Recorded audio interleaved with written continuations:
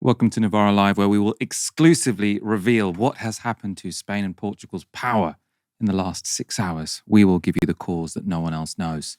Not quite. I'm joined by Sarkar. We're going to tell you about stuff we do know about. We will show you some images of lights going out, but I don't think we know much more of use when it comes to the power cut We on the Iberian all know Peninsula. what the cause is. Oh, what's your theory? We know what the cause is, Michael. What is it? Aliens, Michael. Of course it's aliens. I thought you were going to say saying, wokery or something. I mean, also wokery. Also wokery. Critical race theory did it. Spoiler alert. But you're telling me that it's this rare atmospheric event and not the secret aliens, which only the CIA know about, who for some reason have beef with Spain and Portugal specifically. I know what makes more sense to me, and I'm going with Iberian Peninsula hating aliens. Aliens who want to reclaim the peninsula in the name of the Moors. That's what I think. To be fair, rare atmospheric event, which is all anyone has said so far, is a bit of a half-assed kind of cover explanation. Is it rare atmospheric event? We can't say more, but that's what happened. Anyway, we are going to cover this briefly. We've got a lot more to talk about, though. Before we get on, we are still hiring for our producer for the live streams at Novara Media. If you think you've got what it takes to join the team, do email your applications in. The deadline is the 30th of April, which by my estimations is in 2 days' time. Come work with us. Brilliant place to work. Before we continue, there's going to be another show straight after this one. We're firing on all cylinders, even without this extra producer. Ash, tell everyone what they can look forward to at precisely 7 p.m. this evening. Either a delicious home-cooked meal prepared for you by a loved one, or if you're psychologically unhealthy and lonely like us, stick around because me and Aaron are going to be doing an Ask Me Anything Q&A over on our new Downstream Clips channel. Now, as far as I know, and I'm sure Gary in the background can correct me if I'm wrong, all you have to do is stay watching this and you'll be automatically transported as if by magic to the right page. Yeah. But stay watching this is the key thing. You have to watch till the end of this to ever find the Downstream Clips channel live stream. The only way, potentially. You could also go to Downstream Clips right now if you wanted to follow that channel. Coming up tonight, what are we going to talk about where we do know a bit more than we do about the power cuts? There is a new hearing at the International Court of Justice about Israel and Gaza. We will be discussing how the Chinese state, potentially, somewhat unclear, seems to be harassing dissidents abroad. And what else are we going to talk about? I suppose the trans EHRC advice, which I have to say is pretty appalling. The International Court of Justice has begun a hearing into Israel's humanitarian obligations in Gaza. The court session begins after another weekend of Israeli bombardments, which, according to the Gaza Health Ministry, have killed 71 people in the past 24 hours. The ICJ hearing will also focus on the complete siege Israel has imposed on the Gaza Strip for the past 8 weeks. The Palestinian ambassador to the Netherlands said this in his opening statement.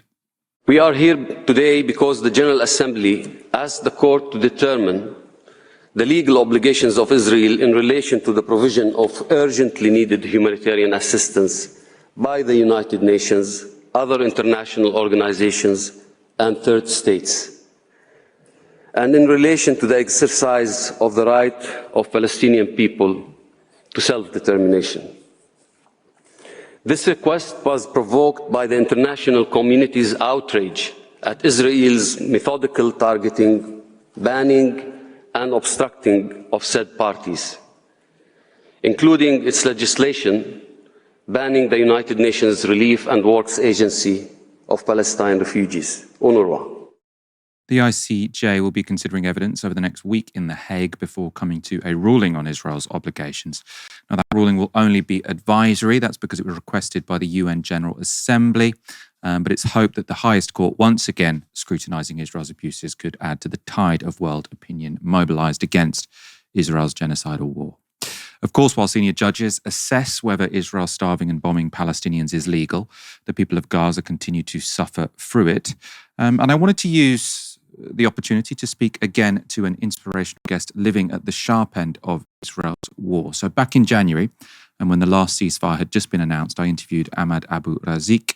Ahmed is a co-founder of the Gaza Great Minds Project, through which he set up a number of tent schools to try and keep the education of Gaza's children going, even throughout Israel's siege and bombardments. In March this year, sadly, Israeli airstrikes took the lives of two of his students, Omar and Lion al-Jamaseh. Both were killed alongside their parents and siblings. Their grandfather, a Hamas official, was also killed in the strikes. It was one of those situations where Israel said, we got this one guy who was involved in the party and, oh yes, we killed his entire extended family, so therefore it's justified. I spoke to Ahmed about that incident and those justifications. When I spoke to Ahmed earlier, though, I began by asking what effects the 8-week siege has had on Gaza Great Minds. Just a note before the interview, we had some problems with internet connectivity, so Ahmed's final answer is audio only. This is one of them. We don't have pencils or pens in Gaza. Even for the teachers, in school, you need a lot of markers. And since the first day of war to this exact moment, no pencil into Gaza. So all the pencils in the markets were running out. And this is one of the things that we need. We need these simple things. And Israel wants us to stay ignorant. They don't want us to study again. So as Gaza Great Minds, we are really suffering when we bring any source of resources for our students, like notebooks or even pencils or anything, for two main reasons. The first one, the lack of them on the markets. They are running out from the markets. And if you manage to find a place, it's really, really expensive because it's the only place that sell these kind of things right now. This is one of the things. The other thing that we are suffering from is the bread, the flour. Michael, flour is the most important ingredient for anyone to live. In order to have a bread, you need flour. And there's no flour in Gaza. People are dying. People are suffering. And once the student, if he came to the school with an empty stomach, he will not focus. So we need them to eat, just to eat and come to the school with a full stomach. But the thing is, they are not focused. There's no sugar for them. So most of the time they are sleepy, they are tired, and this really affects us. So we need sugar, we need candies, we need flour, we need food, we need meat for our students, we need chicken in the morning, we need multivitamins for them. Everything that any child in this universe need, we need. And Israel deprived all sorts of nutrition to come over Gaza. They want us to die out of hunger. No medicine allowed to enter Gaza. No fuel to the generators to see the light at night. So it's completely dark at night and it's really terrifying. So yeah, we need a lot of things, Michaels. A lot of things. And of course, while the siege continues, airstrikes have continued as well. And I understand that 2 of your students in March were killed in an Israeli airstrike. Could I ask you to talk about that? Layan and Omar. For sure. Actually, on the first days of... it's really hard to talk about Layan and Omar because they were our students even before war. We taught them before war. We used to call them the little genius. We were waiting as teachers. We were waiting them to grow up because we knew that they will be great people when they grow up. Omar, for example, he was very good at math and he was really smart. He's not and always smiling in every class that he entered, and he spread happiness everywhere he goes. With the first days of breaking the ceasefire, we were shocked with hearing the news that Omar, his sister, his mother, his father, his brother, and his brother's wife, and all the entire family were killed. All of them were killed in a moment. And it took them 2 days to take the bodies from under the rubbles. Omar and Layan, by the way, Layan, she was very good in English and she wanted to be an English teacher when she grew up. She loves her English teacher and she was always smiling, and she already started to taught some of the students in her neighborhood. She wanted to come to attend the classes more once the people came from the southern part of Gaza to the northern part of Gaza. But unfortunately, the Israelis' rockets was faster than any other things. They killed her, and even they couldn't bring the bodies. They couldn't even, her family couldn't, or what is left from her family, they couldn't say goodbye to their bodies because there was nobody for them. Omar and Layan are one example of many students who were killed by Israel. Israel did not even differ between a child, a woman, an elderly, or anything. Once they want to kill or to shoot a home, they don't even care if there are children in that home or the nearby home or something like that. It was a big shock for us, to be honest.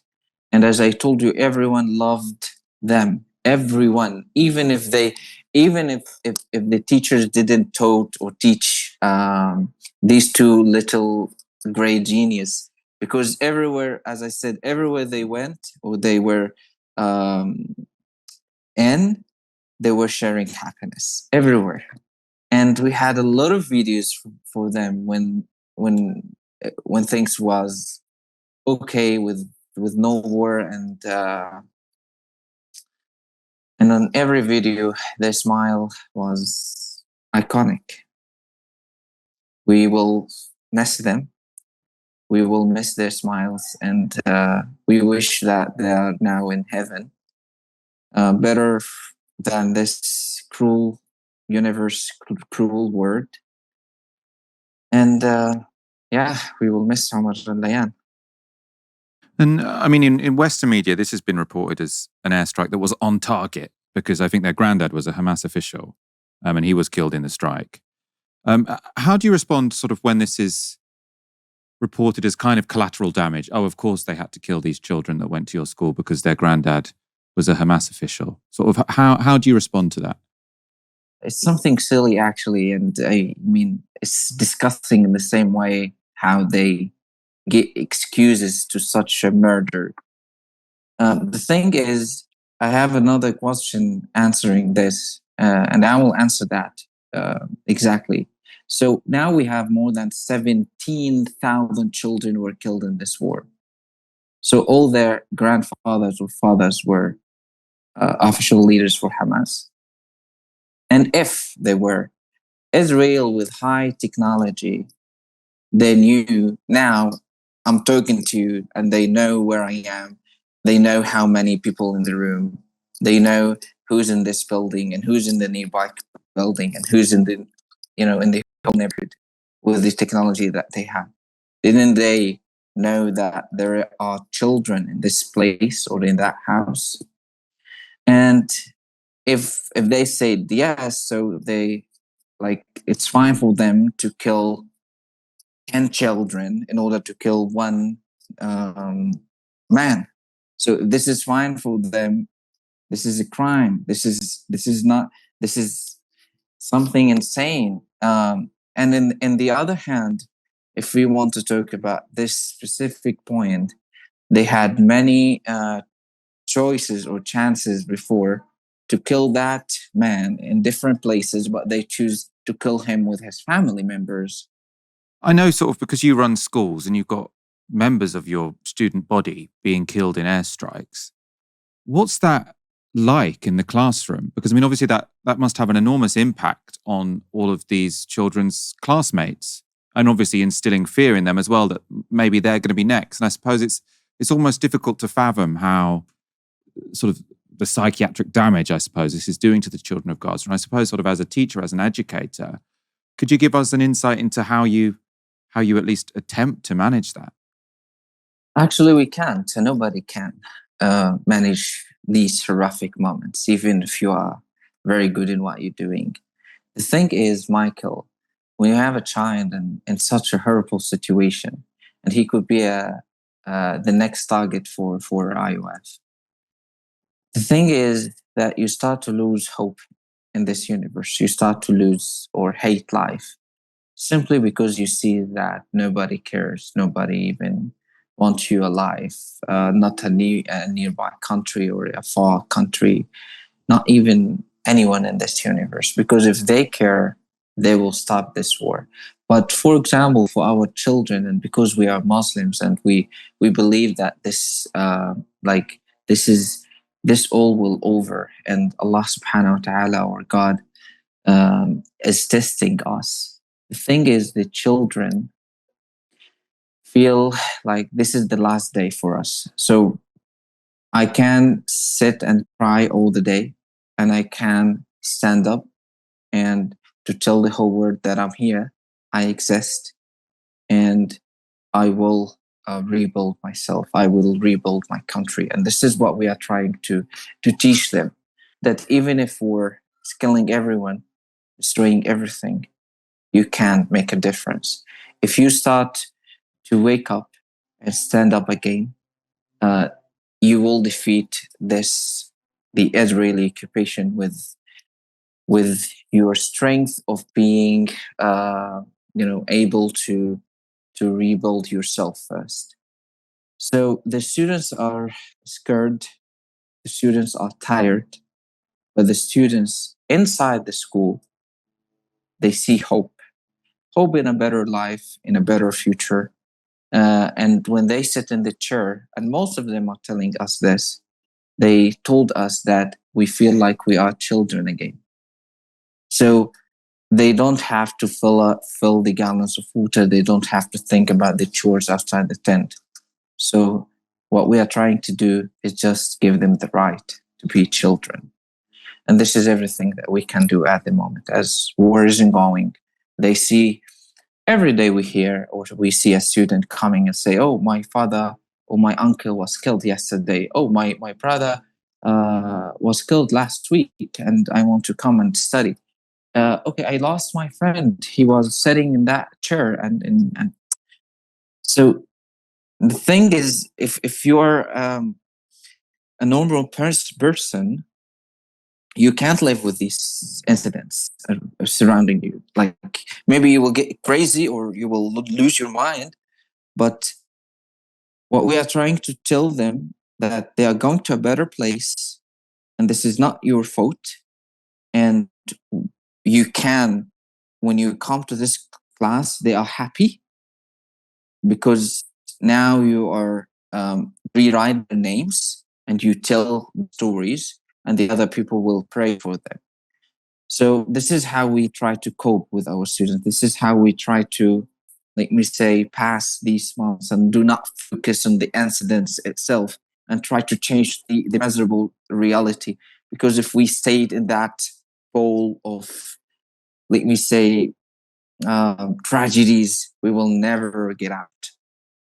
So, but with activities, with psychosocial activities, with the smiles here and there, with the clown coming to the class, with some distribution for these notebooks and other resources, we tell them that life is exist and you deserve. That was Ahmed Abu Riziq. If you would like to support Gaza Great Minds, you can donate at gazagreatminds.org.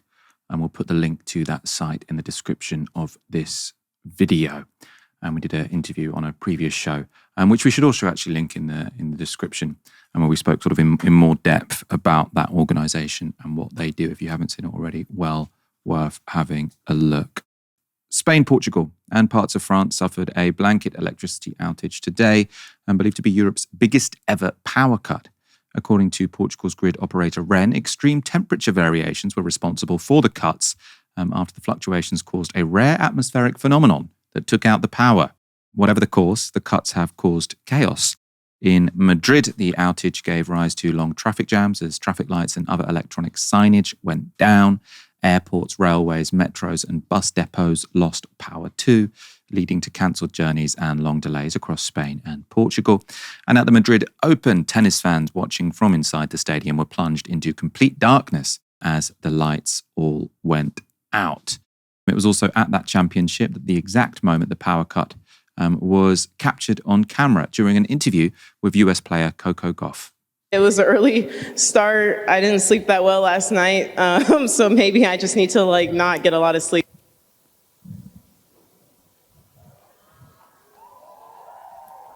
So Ash, I suppose depending on your political leaning, half of Twitter is saying this is because of climate change and extreme weather, and the other half of Twitter is saying it's because they rely too much on solar power. I assume, can you adjudicate between the two from what you know about power grids?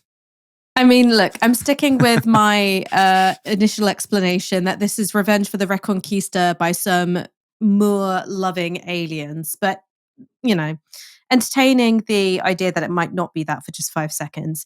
I think that this does point to something really important, which is the vulnerability of infrastructure in an era of climate change. So I don't know loads about power grids. So I can't definitively say, oh, it's the solar panels, or, oh, it's these very rare atmospheric conditions which are created by certain temperature changes in the atmosphere. I don't know enough to say one way or the other. But what I do know about is the fact that global heating and the increased frequency of extreme weather events is going to put stresses in our built environment that simply we haven't been able to take into account. We haven't been able to plan for. And so many of the things that we rely on for modern life, those tolerances were designed for very particular conditions. So a couple of years ago, there was absolutely historic heat wave in the United States on the West Coast. And what you saw was railway lines buckling, the same with power lines. So you're not just thinking about flood defenses. You're not just thinking about drought and water levels. You're also thinking about, can you still have safe transportation? Do you still have reliable power in an age of global heating? So when we're talking about climate mitigation, I often think that that's something which is missed out. We often just think about how do we cool buildings and how do we cool people. We don't really think about how do we cool infrastructure. I'm not going to add to that, Ash, because I can't add to that. We'll probably come back to this later in the week when it becomes apparent exactly what's happened, because I think you're right. There's probably a lot we can learn from this. We just don't necessarily know quite yet what it is. But I mean, undeniable that climate change will put stresses on our systems. Zzz says, love Novara and your street interviews. Would love to see you in Kurnow, which is, it's Cornish for Cornwall, but I think it's Cornish for headland, which is why the Cornish call their home county Kurnow. Are you London-splaining Kurnow, Michael? Well, not everyone's... Yeah, I mean, I Googled it because I knew that Kurnow was Cornwall, but I didn't know why it was Kurnow. I'm sure Zzz already knew that, but there's many other people watching, Ash. The UK Equalities and Human Rights Commission has released new interim guidance to businesses, associations and public institutions on how single-sex spaces should be managed and operated. The new advice follows on from the Supreme Court ruling that woman in the Equality Act can only mean someone born a biological female. This is from the interim guidance. It says, in workplaces and services that are open to the public, trans women, so biological men, their words, should not be permitted to use the women's facilities, and trans men, in brackets, biological women, should not be permitted to use the men's facilities. In some circumstances, the law also allows trans women, biological men, in brackets, not to be permitted to use the men's facilities, and trans men, biological women, to not be permitted to use the women's facilities. So that's, you can use neither toilet. And they say, however, where facilities are available to both men and women, trans people should not be put in a position where there are no facilities for them to use. It's very nice of the EHRC to at least give them that. Where possible, mixed-sex toilet, washing or changing facilities, in addition to sufficient single-sex facilities, should be provided.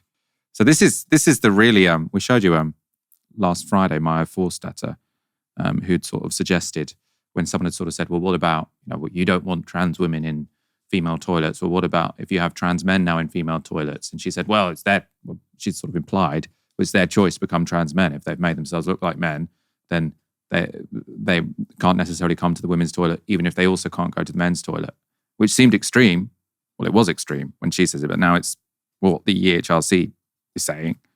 Obviously, very concerning. Seems unworkable to me. We'll talk about that in a moment. They also have advice on clubs and associations. A woman-only or lesbian-only association should not admit trans women, biological men, and a men-only or gay men-only association should not admit trans men, biological women. Now, this to me seems like kind of the most overreach, because this is about voluntary associations, right? So this is any group over, if I've got this right, any group which is more than 25 people.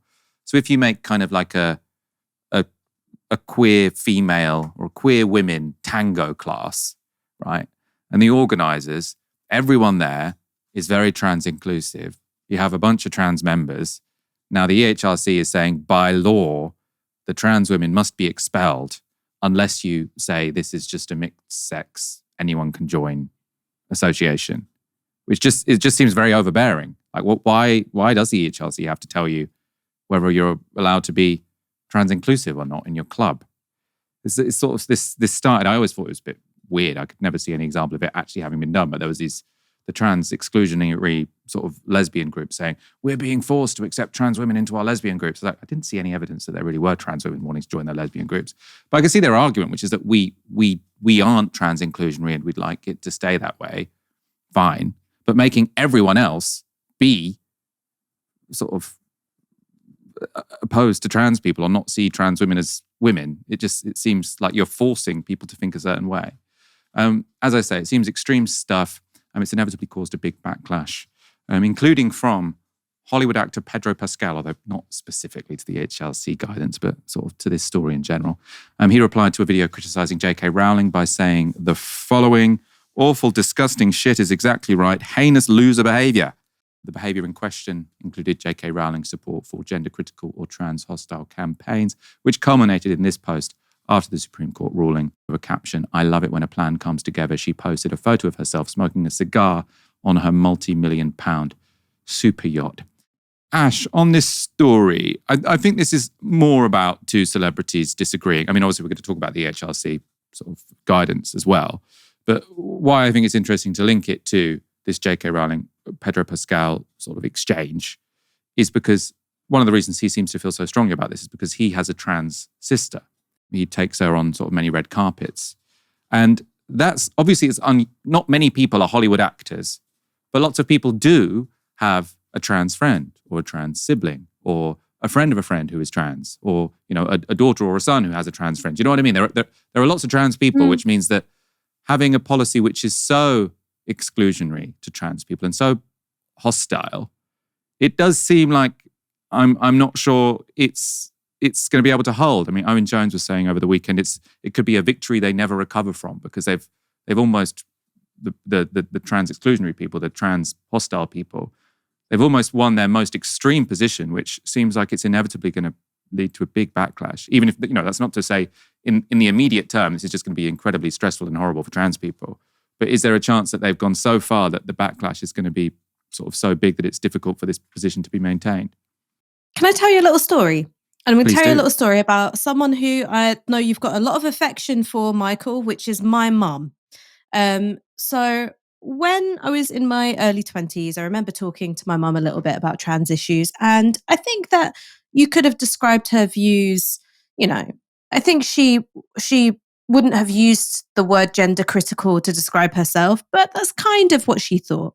She was a bit worried that, talking about transgender youth was sexualizing children. She was worried about predatory men in women's spaces, all that kind of thing. And one of the things that is most important to her, still is the most important to her, is always about child protection, because she spent her career as a social worker working in child protection. And then some years went past. We didn't really talk about the issue very much. And then one day she was talking to me about a complaint had been put in by some gender critical feminists about a trans inclusive exhibition at an art gallery. And so, my mum had to go down and deal with it and be like, no, this doesn't pose a threat to children. And what was so interesting to me was that when we were having this conversation, her point of view when it came to trans inclusivity had totally transformed the other way.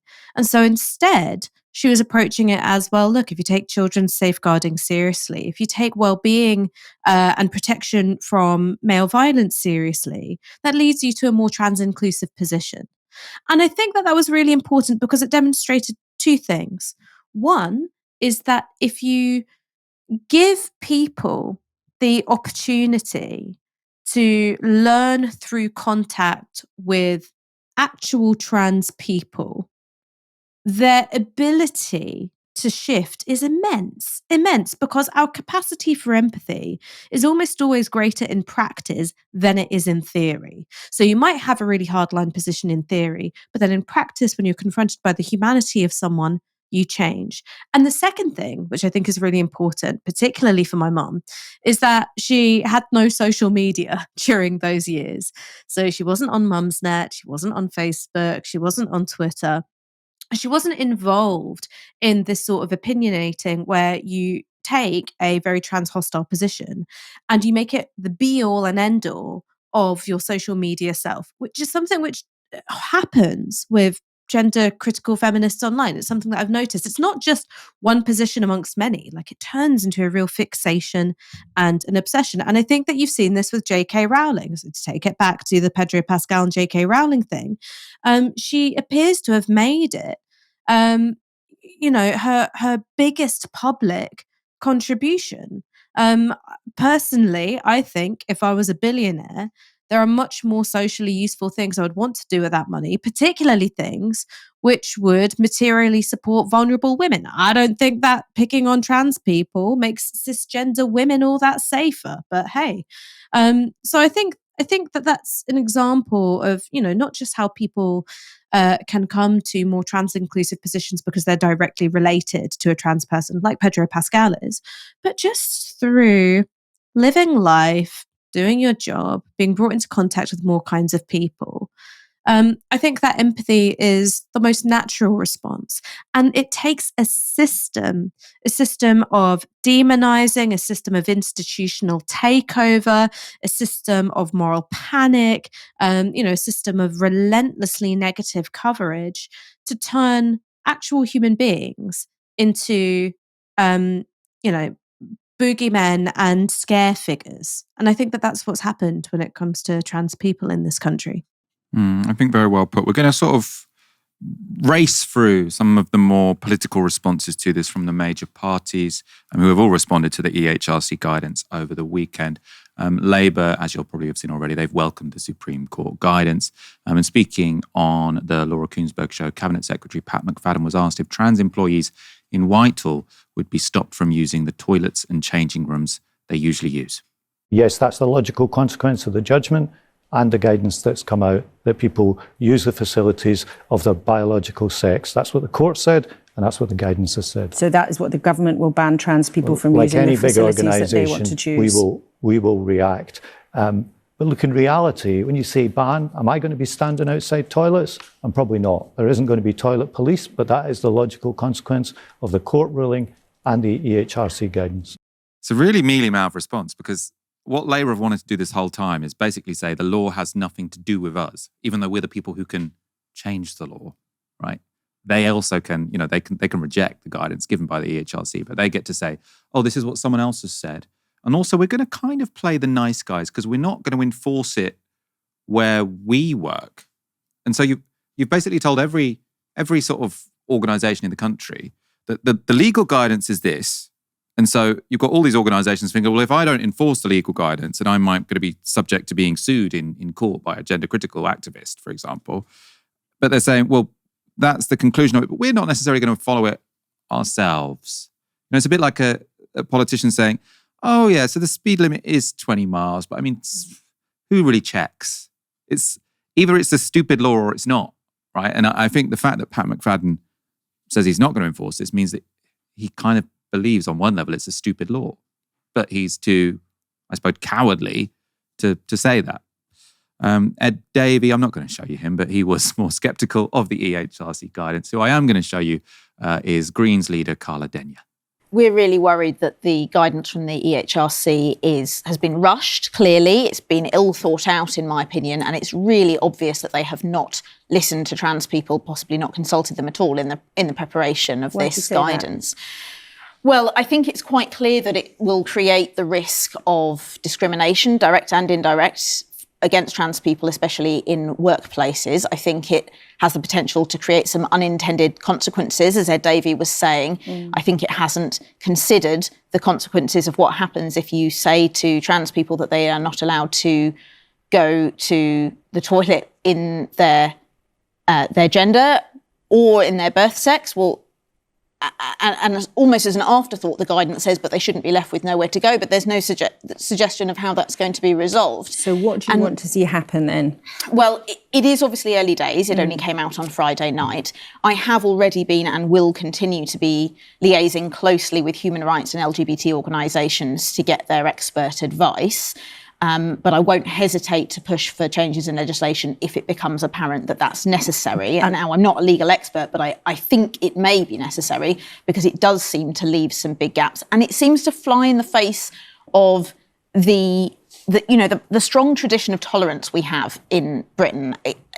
For example, the EHRC guidance seems to be saying that if a lesbian association or venue wants to be inclusive, wants to include trans women, and let's bear in mind that lesbian women, non-trans lesbian women are amongst the most supportive of trans people in the whole of society. So quite a lot of lesbian LGBT organisations are going to want to include trans people. The advice, seems to say that they won't be allowed to. So would you like the guidance to be withdrawn and then we'll... Yes, exactly. The Greens are calling for the guidance to be withdrawn. It's clearly rushed and ill thought out and they haven't consulted all the people who'd be affected. Okay. We're saying withdraw it, think again, consult everyone who'd be affected by this guidance and then come out with something more thought out. Okay. I think that was really well put. And I mean, it's the point about how lesbians are proportionately a lot more trans inclusive than, people who aren't part of the LGBT community is always missed. I mean, even the Supreme Court ruling, they said, having trans inclusivity, very terrible for lesbians. And obviously there are some campaigning lesbians who are very sort of trans exclusionary and they see that as essential to their identity, fine. But there's now this sort of impression in the press that lesbians are this particularly anti-trans group, which is just not true. And I think that's another place where this guidance is, it's almost like you're making guidance knowing that lots of people are going to ignore it, which always seems a bit like I don't know whether or not that can hold. I mean, hopefully it doesn't hold. At the complete opposite end of the spectrum to the Greens was Kemi Badenoch. It's not as complex a situation as is often made out to be. We managed to deal with this a very long time without issues. The thing that has created the biggest problem isn't trans people. It is predatory men who used lax rules to say, actually, I'm a woman now, and go into women's loos. Yeah. And I've had letters from women who've been assaulted in their toilets. I understand that, but can I just, but we mustn't forget that. We mustn't forget you're very good about talking about the issues, but not talking specifically about what you would do. Would you say trans people now need their own facilities? Most, if not all organisations have a way of dealing with this. Not having gender-neutral loos is one of the easiest things that you can do. Almost all businesses I see have disabled loos. They are unisex, different from gender neutral. Trans people can use those. But if you are providing a single sex space, it has to be a single sex space. And the Supreme Court has said, as I always had, that sex is biological. It is biological. Okay. It is not something that you just act. One final question. So it's a strange intervention because on the one hand, she says trans people aren't the problem. It's just that there's too lax rules. And so men who aren't trans are exploiting this. Well, then that might make sense in the self-ID debate. And I was a bit more sympathetic in the self-ID debate, I have to say. But when it comes to women or trans women who've been women for decades, taken loads of hormones, have a GRC, then she's saying, well, they're not the problem. Well, if they're not the problem, why are you also excluding them from the toilets as well? So the first thing to point out is you may recall when the Supreme Court judgment came out, you had Lord Sumption, who's obviously a very well-regarded figure when it comes to, commenting on UK legal matters, very senior judge in his time. He said, well, look, the point about this judgment isn't to compel any organisation or institution to have single-sex spaces defined in this way. What he said was, when he was commenting on the judgment, was that you could have a women's football team which chooses to be trans inclusive, but that you wouldn't be able to, say, bring legal action against a women's football team that didn't want to include trans women. That's what he said. So this is where the EHRC comes in, is that it appears to have gone further than the ruling in issuing this guidance to say, well, this is what it's going to mean socially. Now, why is it that the EHRC has done this? The reason why I think it has done this is because it is and always has been a Blairite quango. It has never been a vehicle for actual liberation of minority groups. That's not what it was designed to do. I think it was actually designed to co-opt and diffuse anti-racist movements, and then latterly, LGBT movements as well. It has always been stacked with political appointees. So the EHRC obviously carried out that huge investigation into Labour anti-Semitism. Time and time again, it's refused to do an investigation into Tory party Islamophobia. I mean, its investigation into the Tory party regarding the Windrush deportations really could fit on the back of a cigarette packet. But the one for Labour anti-Semitism was enormous and a massive media story. And what appears to have happened, and there are news organisations who have paid attention to this over the last few years, is increasingly it's been stacked with people who would identify themselves as being on the more gender critical side. So that's why they've come out with this guidance, which seems to be not only far beyond the scope of the Supreme Court judgment, but also far beyond what most people think of as a common sense way of organising who goes where when it comes to, single sex or single gender facilities. It's because this is what they've been planning to do for ages. Gender critical feminists, and I hate that phrase because they're not actually critical of gender, I would say trans hostile feminists, they understood Gramsci's long march through the institutions and this project of defining women in a particular way, and then using that as a way to police who goes in what spaces. This has been years and years in the making. Ash, we're doing lots of plugs this evening. If I Speak live, it's coming up. Do you know the date off by heart, or do you want me to tell you the date? I do know the date off by heart. Okay, you give us all the details. All right, I actually don't know how much the Novara live audience is into If I Speak, because we've kept this very separate. It was mine and Moya's disgusting little brainchild. What we decided we wanted to do, in part so we could bring Novara to new audiences, is that we developed a kind of gossipy lifestyle relationships advice podcast. It's called If I Speak, after the amazing Jose Mourinho meme. I prefer not to speak. If I speak, I am in big trouble. It's developed quite a loyal following now. Really, really proud of that. And we are doing a live event. So me, Moya, in the flesh on the 21st of May at Earth Dalston. Hopefully we will have a very special guest. We're just doing some wrangling with agents and representatives now. And we're so, so excited to see our audience in person. So if you're interested, get your hands on tickets. They're going really, really fast. And we do have plans to take the show outside of London as well. But we want to see how this one goes first. And then we can troubleshoot it. So by the time we exit the M25, it's going to be a perfect product for all of you. You don't need a special guest, Ash. You and Moira are more than special enough already. That's me trying to get some goodwill.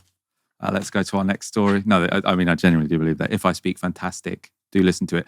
Ash says you don't know how much our Novara live audience knows about If I Speak. If you don't know about If I Speak, absolutely go and listen.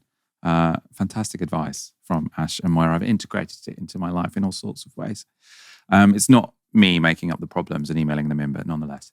We've looked a lot over the last few weeks at China's achievements in technological developments and how they continue to raise millions of people's living standards. For balance, though, there was a story this week from the International Consortium of International Journalists, which shows the darker side of the Chinese government. There is one. The investigation shows the ways the Chinese government tries to silence its critics around the world. The report, which was done alongside outlets such as The Guardian, is based on interviews with over 100 Chinese political exiles living across 23 countries. It also examines Chinese internal government documents, giving directions for how to silence or manage dissidents, as well as secret recordings of police interrogations. And the report says this: half of the 105 targets interviewed by ICIJ and its media partners stated that family members in China had been intimidated and interrogated by police or state security officials. Several said the intimidation came just hours after the targets had participated in protests or public events overseas. 60 of the victims believed they had been followed or were being surveilled in their adopted country. 22 victims said they received physical threats or were assaulted by civilians who openly supported the Chinese Communist Party. 19 said they had received suspicious emails or experienced hacking attempts, including by state actors. And many of those interviewed also said that family members in China were threatened by the state, used as a bargaining chip to silence the dissidents. Chinese exiles in the UK aren't immune to these practices. One of The Guardian's contributions to the ICIJ's reporting reveals how an online campaign urged the British far right to attack Hong Kong dissidents last summer, all while rioters were trying to burn down hotels housing asylum seekers. This is quite nasty, really. The report centres on Fin Lau and other Hong Kong exiles. Now 31 years old, Lau was one of the activists who led Hong Kong's democracy movement, bringing him into direct confrontation with Beijing, labelled a traitor by the Chinese government and allegedly with a bounty on his head worth 3 times what's offered for murderers. He sought asylum in the UK. But in August last year, Lau and his fellow activists felt their lives were in a new kind of danger when messages began to appear in an online group for people from Hong Kong. The Guardian reports this. The message alerted the Hong Kongers to posts on far-right channels suggesting some new targets. They all help refugees who come to the UK to take resources, one of them read. When Fin Lau saw the message, he felt a pulse of dread. Not only was his name on the list of targets, but so were 2 addresses where he had recently lived. In the London office where he works as a chartered surveyor, Lau stared at the posts. They looked like just more examples of the flood of hatred that poured through social media during the riots, but Lau believed this was something more sinister. Guardian journalists found that over just 3 days in August last year, more than 150 messages from 29 accounts tried to draw the attention of anti-immigrant groups to Lau and other Hong Kong exiles. The report goes on to say this. Posts on X inciting attacks on Lau and others were directed at far-right figures, including Tommy Robinson. They're even supporting the Muslim minorities too, read one post announcing Hong Kongers sent to the Reform UK MP Richard Tice. It gave the date and location of a planned gathering of Hong Kongers a few days later. Posts on Telegram appeared in the channels of the leaders of the white nationalist group Patriotic Alternative. The Guardian has established that posts came from sock puppet accounts, so that's accounts bearing fake identities, but other data like grammar as well as posting times and patterns suggest they weren't coming from the UK. So the report says this, Hey refugees keep coming our country, attributing to the effort of the following organisations and people. Someone going by Mary Annie posted to Robinson. Now you can see that's the grammar's not very good there, which is probably because English is not their first language. There followed a list of 4 Hong Kong pro-democracy organisations and 2 addresses for Lau. One curious aspect to Mary Ann's tweet was that it was sent at 3:58 a.m. Dozens more from this account and others were sent at similar times during the working day in China. And many of the 29 profiles shared the same image of a list of addresses in a typeface usually used for the Chinese, or usually used for Chinese. Several of the Telegram accounts have changed their profile names to Chinese characters. 3 of the X profiles went on to post in Chinese. One of them follows only one account, China's Vice Minister of Foreign Affairs. Now, according to New York-based social media analyst Graphica, the post studied by The Guardian appears similar to others or other online campaigns by China's Ministry of Public Security. In response to The Guardian's report, a spokesperson for China's embassy in the UK said this, the so-called transnational repression by China is pure fabrication. China always respects the sovereignty of other countries and conducts law enforcement and judicial cooperation with other countries in accordance with the law. Ash, your thoughts on this story? We've been talking a lot about China over the past couple of weeks, basically because the West massively underestimates how much, I suppose, lives have improved basically through economic development in China, and also how technologically advanced they are. People used to say, oh, Chinese, they can't do innovation. They clearly can. But, you know, it's not a utopia over there. And you do have a government which is not averse to repressing dissidents. I mean, so the first thing which I think is particularly interesting is that you've got this disaggregation of the far right in the UK. So it's not necessarily, here's a political party, they go to meetings every week and there's, you know, sort of top-down leadership. What you have are Telegram channels. What you have are these networks of association which are facilitated by social media, both forms which are open and more closed networks, and also means of communication, like I said, just like Telegram. And that means that it's quite easy because of the nature of these communication platforms. There's a degree of secrecy. People don't always use their real names, their real pictures. It's quite easy to infiltrate and try and introduce bits of information which sets things going off in a different direction. So it wouldn't surprise me for there to be state actors interfering with that in a way that they think of as being beneficial to their interests or dangerous to their opponents, those who are deemed enemies of the state. So that's the first thing, is that I wonder if it's something that we're going to see more of. The second thing is about, I suppose, the extent to which states, not just China, are able to reach far beyond their borders to target political dissidents. Now, it should be said that the threats and the doxing of Hong Kong activists, I mean, you can't live under those conditions, right? It's absolutely awful. But the countries which have demonstrated a longer reach, a more dangerous reach, number one, obviously you've got to think about Russia, and you've got to think about Litvinenko. That's the Salisbury Novichok poisonings as well. That's what comes to mind. The second is obviously Saudi Arabia when it comes to Jamal Khashoggi. Saudi Arabia still, diplomatically very close to the UK and other Western powers. The third one that I'd like to bring up here is India. So a story that may have passed people by because there was an awful lot of other things going on was last year, a Sikh separatist by the name of Hardeep Singh Nijjar was assassinated in Canada. 3 Indian nationals were arrested for the crime, and it led to both Canada and India expelling each other's diplomats because Canada was investigating whether or not these 3 individuals had ties to the Indian government. And I sort of wonder, as we see the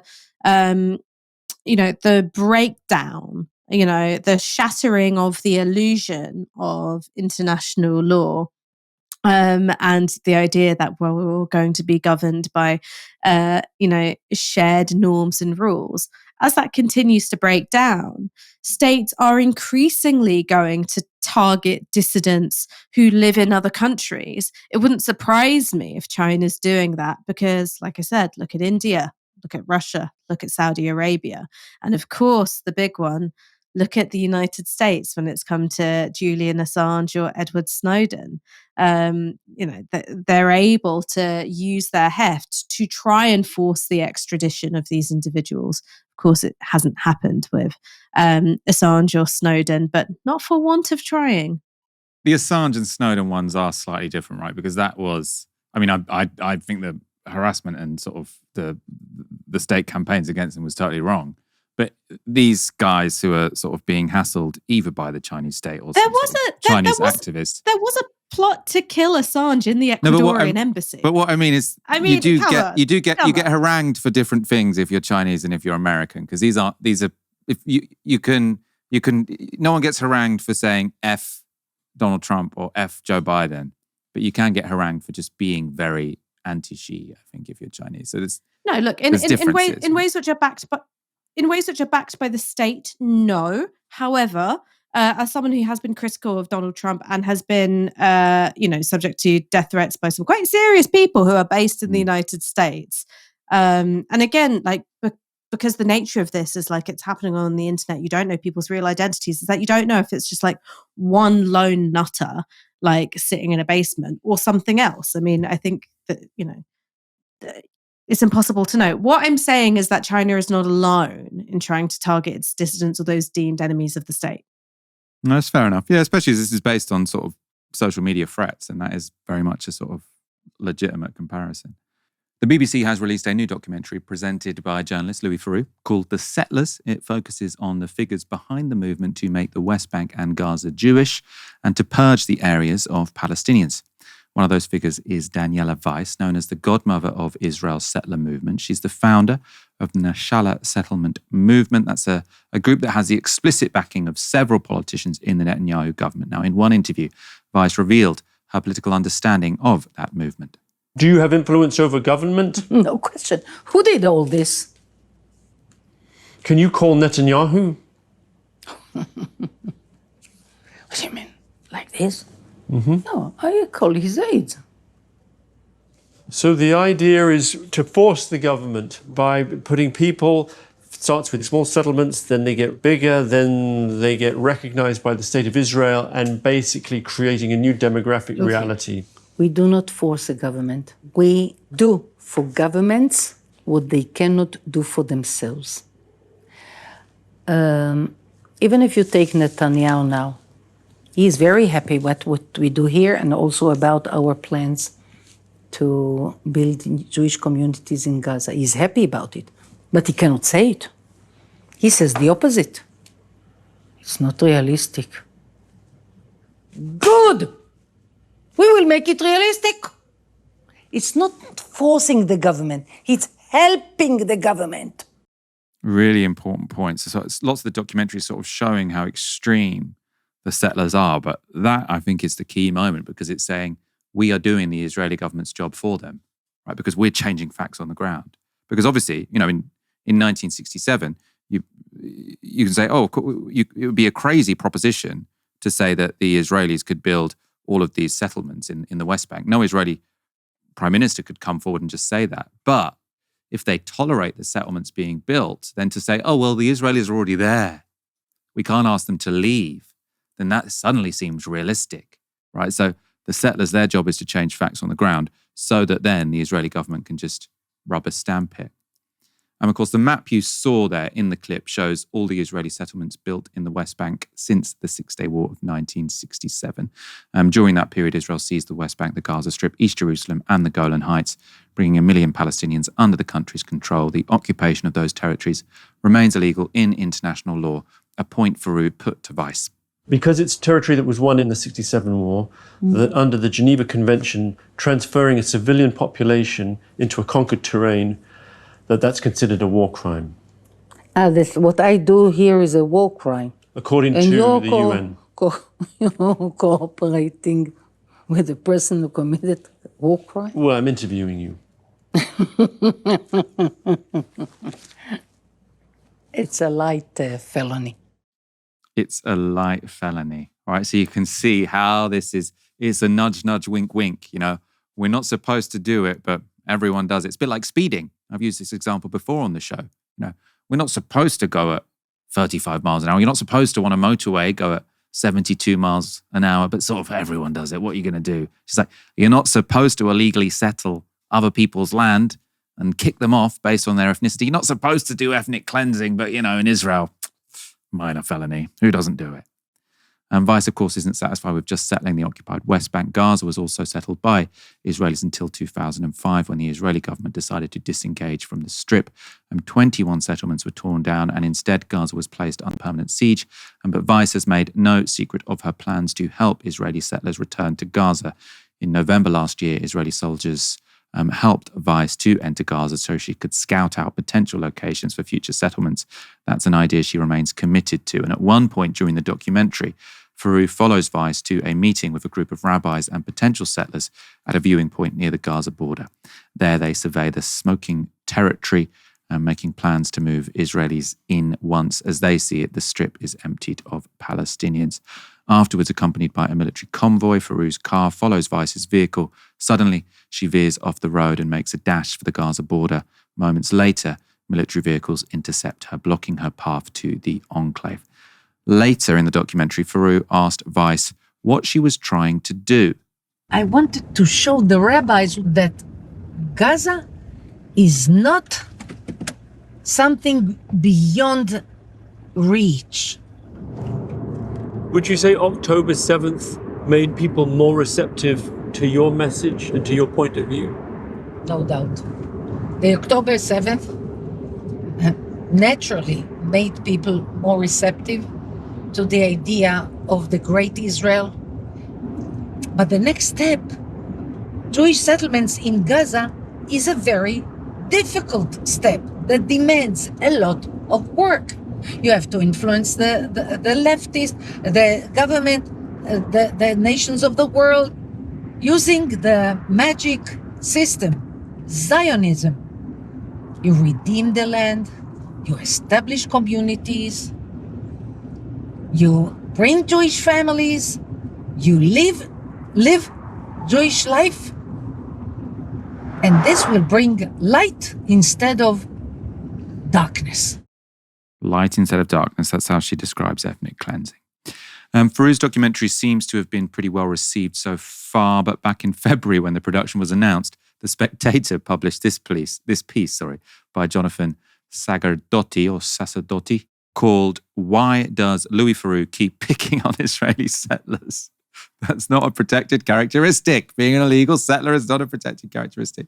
The article attacks the BBC for commissioning a programme that, without having even seen it, the author believes will be biased against Israel.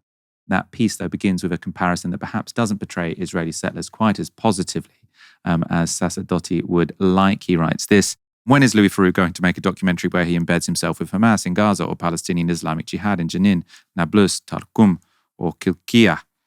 Probably never, because he'd most likely come to a sticky end. Instead, Theroux is once again making a film about Jews in Judea and Samaria, the region known as the West Bank, focusing on so-called settlers. So he doesn't even think, he just thinks this is already part of Israel and these are not settlers. This is a very, very extreme man, it seems. Meanwhile, The Guardian has given the documentary 5 stars, but their reviewer has potentially missed the point. So in an otherwise glowing review, Stuart Heritage ends by saying this: as with everything, you wish certain aspects of the situation could be explored more. Most notably, the peripheral glimpses of Israeli activists who protest against the settlements probably needs more airtime, if only to demonstrate that this is a problem of individuals rather than an entire nation. Ash, how, I suppose, blinkered in your kind of liberalism, I suppose, in this sense, do you have to be to sort of have watched that and say, well, it's just some bad apples, really, isn't it?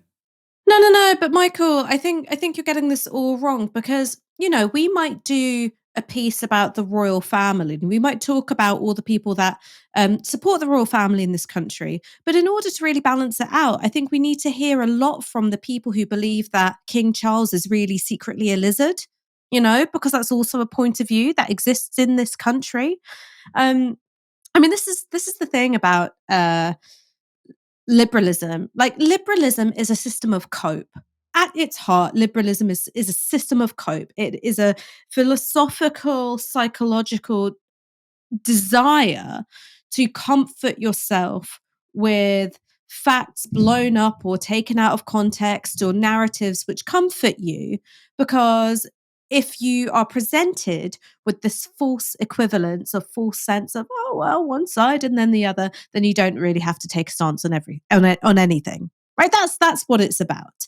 Yes, there are some people in Israel who protest against the occupation. Yes, there are some people, there's been a more popular movement against Netanyahu, which is, by the way, much bigger than the one that opposes the occupation.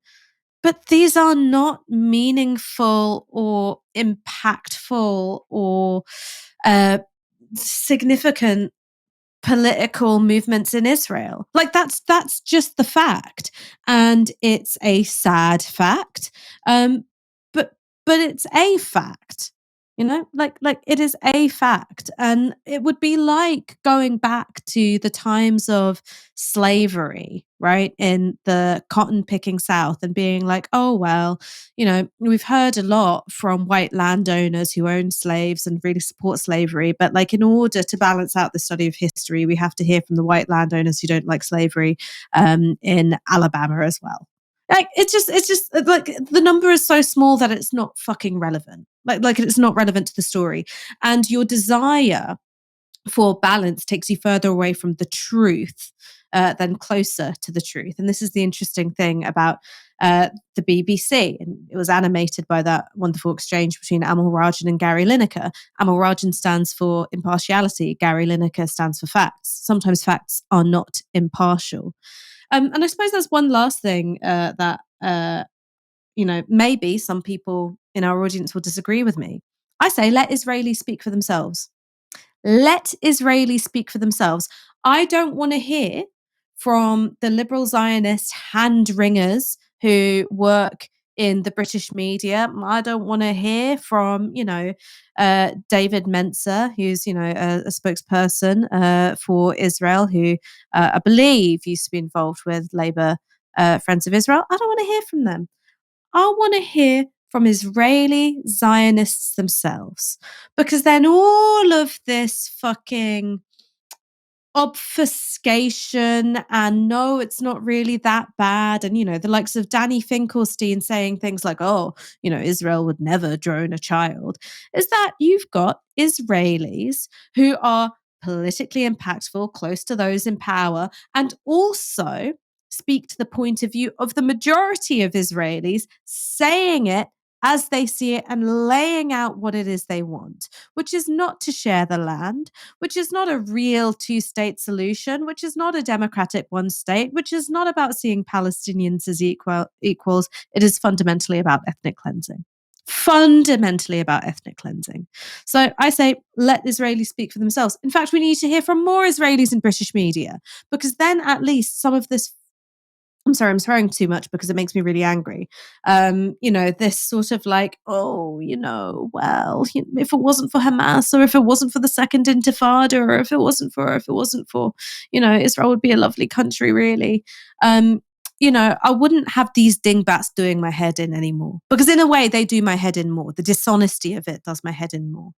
I just brought up a tweet from Richard Sanders. So he made some of those Al Jazeera documentaries for it. We've interviewed him on the show before. So he shared a Daily Mail review, which gave it 2 stars because they said about the Louis Theroux, his interviewees are carefully chosen to reinforce the BBC narrative that Israelis are the oppressors and Palestinians their victims. Can you imagine thinking that is like a narrative that someone has invented? But then this is Richard Sanders speaking from his own voice. So this is the Al Jazeera, well, he's a freelance producer, but does a lot for Al Jazeera. Says, some years ago, I made a film on the West Bank. I tried very, very, very hard not to choose settlers who were instantly loathsome racists. My God, it was a struggle. Let's wrap up there. You just keep picking the slave owners who make the system of slavery look really bad. What about the nice ones? What about the nice liberal ones? Thank you so much, Ash. It's been a pleasure speaking to you this evening. Thank you, everyone, for watching Novara Live. We'll be back tomorrow at 6 p.m. Until then, you've been watching Novara Media. Good night.